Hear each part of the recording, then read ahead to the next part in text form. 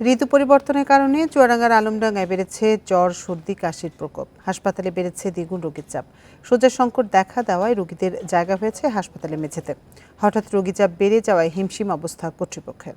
এখন জন্ম সনদ দিয়ে খোলো বিকাশ স্টুডেন্ট অ্যাকাউন্ট। নিজের বিকাশ নিজে কর। চুয়াডাঙ্গার আলমডাঙ্গায় হঠাৎ বেড়েছে সর্দি কাশিতে আক্রান্ত রোগীর সংখ্যা। গত 15 দিনে আলমডাঙ্গা উপজেলা স্বাস্থ্য কমপ্লেক্সে চিকিৎসা নিয়েছেন স্বাভাবিকের চেয়ে দ্বিগুণ রোগী। আমার আছে প্রেশার, জ্বর, কাশি, গ্যাস। চিকিৎসা এখানে সেবামূলক হিসাবে ভালোই আছে, সমস্যা নাই। এখানে সবসময় তো রোগী থাকবে, জাম হয়ে থাকে। কোনো বেডশিট পাইনি কো, আমরা হাসপাতালের বারান্দায় বিছানাপাতি বসে আছি।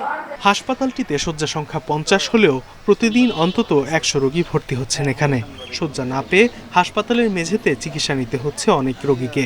অনেকে আবার অতিরিক্ত চাপের কারণে বহির্বিভাগে সেবা না নিয়েই ফিরে যাচ্ছেন। আমার স্ত্রী ঠান্ডা, কাশি, জ্বর, এই জন্য হাতদির হাসপাতালে নিয়ে আসছি। ডাক্তার দেখেছে। অতিরিক্ত যে জ্বর হয় হসপিটালে ভর্তি নিচ্ছে, বহির্বিভাগে ওষুধও দিচ্ছে কিছুটা। হাসপাতালে রোগী চাপের কথা স্বীকার করেছেন চিকিৎসকরা। বলছেন ঋতু পরিবর্তনের কারণে 90% রোগী জ্বর, সর্দি, কাশিতে আক্রান্ত হয়ে সেবা নিতে আসছেন। যেহেতু আমাদের 50 বেডের হসপিটাল, পেশেন্ট কিছু মেঝেতে থাকা লাগছে। এটা আসলে মানবিক দিক থেকে কোনো রোগীকেই আমরা সেবা না দিয়ে ফিরিয়ে দিতে পারি না।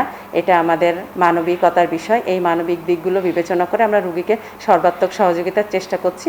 হাসপাতালটিতে আলমডাঙ্গা ছাড়াও মেহেরপুরের গাংনী ও কুষ্টিয়ার একাংশ থেকে সেবা নিতে আসেন রোগীরা। Independent news.